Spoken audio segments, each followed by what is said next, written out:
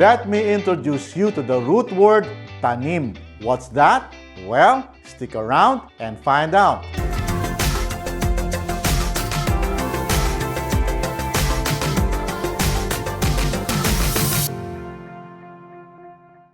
Kumusta po kayo? Welcome back. Let's continue our journey in learning a beautiful language, Tagalog, the language of the Philippines. In my last video, I told you a story with the title, MAGTANIM ay di biro. Planting is no joke. In this video, we will explore the many versions of the Tagalog verb equivalent to the English verb to plant. But first things first, some few reminders. Number one, if you are new to this channel, go and click the subscribe button and the bell notification button so you will be updated of new videos. Number two, if you feel that I am going too fast, you may pause the video and rewind to the point you need to check back to. Cool? Number three, please be sure that you have seen 3 of my previous videos, episode 63, 64, and 65. Those are my introductory videos on how Tagalog word works and how verbs are formed. If you have missed those, I strongly recommend that you see them to truly appreciate this current video. You will find the links in the description down below, so do check it out. And number 4, there are 4 things that you need to remember about Tagalog verbs. And if you have heard about them already, go ahead and skip to the next timestamp. Alright? Always remember that in Tagalog, verbs start with root words. No root words, no verbs. Verbs are formed by combining a root word with affixes. There are many combinations producing several verbs from the same root word. Verbs are conjugated according to aspects and not tenses. Verbs behave according to focus system. For now, I will only tackle verbs under the actor focus and object focus. Actor focus verbs emphasize the actor or the doer of the action, and object-focused verbs emphasize the object of the action. Please also remember that subjects for actor-focused verbs are group 1 personal pronouns, and subjects for object-focused verbs are generally group 2 personal pronouns. But there are exceptions to this rule. Tara, simulan na natin. The root word that we will focus on and the one that is formed to create the many versions of the verb to plant is the root word Tanim. Tanim means plant. Plant is also a noun. Plant, you know, like a crop or a living organism that grows from the ground with a trunk, branches, leaves, and takes energy from the sun through the process of photosynthesis. Oh my high school science teacher would be proud of me. But anyway, it makes sense for tanim to be the root word of the Tagalog verb equivalent to plant. But tanim doesn't only mean plant.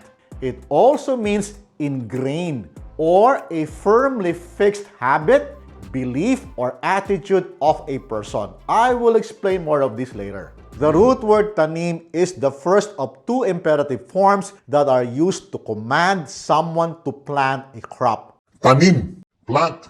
You won't hear that a lot, but it is used in that way. It is also a very rude way of asking someone to plant something. So I don't advise you to use tanim in that way. Cool? Now, you know already the drill in creating a verb. Just combine the root word tanim with any of the following affixes: mag, ma, I, and an. We now know that combining the root word tanim with the different affixes will produce the most basic form of a verb, the infinitive form. Tagalog has several versions of the infinitive verb to plant. All of these come from the combination of the root word tanim and the different affixes. You will note that the placements of the affixes are represented by the yellow letters. The many versions of the verb to plant in Tagalog are TUMANIM, to be ingrained, It's interesting that our verb isn't about planting as we know it, but it's related as it is about planting something in your head. Got it? Moving on. MAGTANIM, to plant.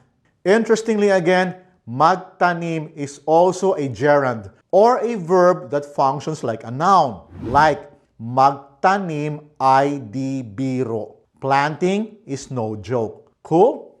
MATANIM, to be able to plant. ITANIM, to plant or to ingrain something in someone's head. TANIMAN, to plant on a certain spot. All of these verbs communicate the act or concept of planting or ingraining something. The infinitive form is also the second part of the imperative form, or the form that you use to command or to request someone.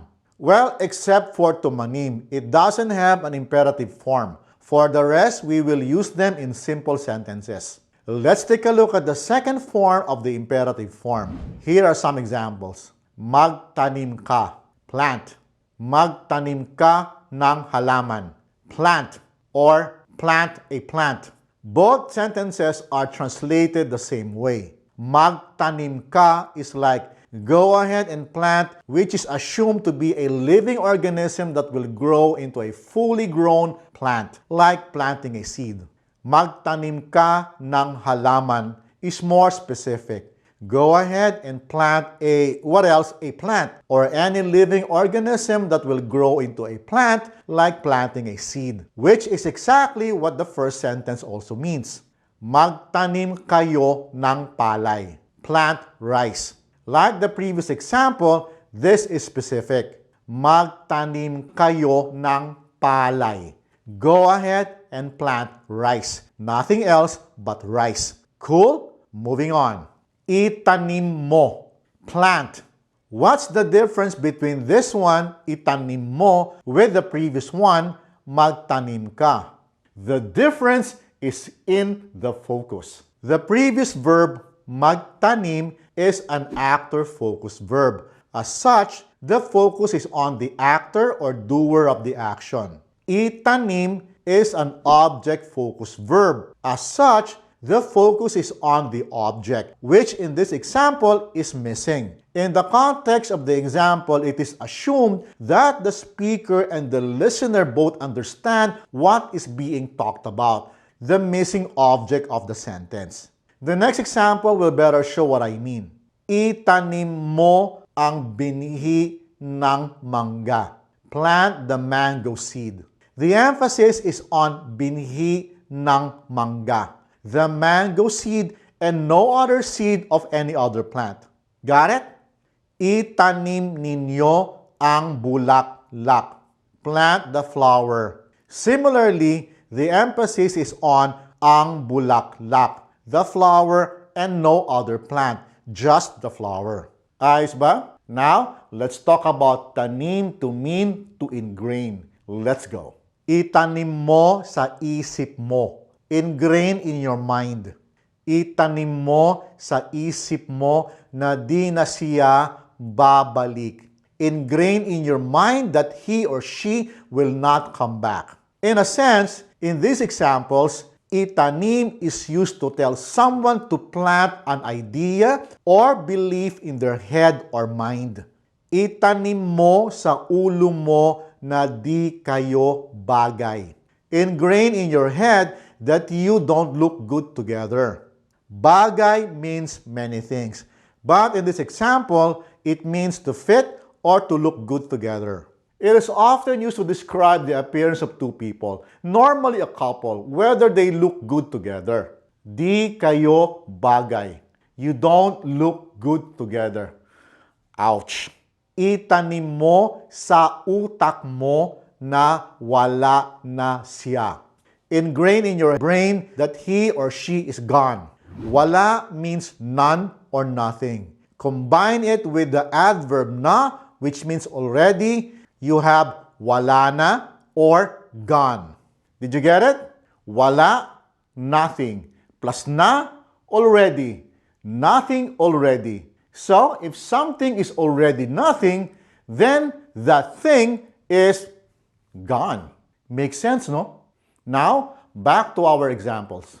Taniman mo, plant on some plot of soil. The meaning of this sentence sounds the same as the previous examples, itanim mo and magtanim ka. Taniman is to plant on some plot of soil or a piece of land.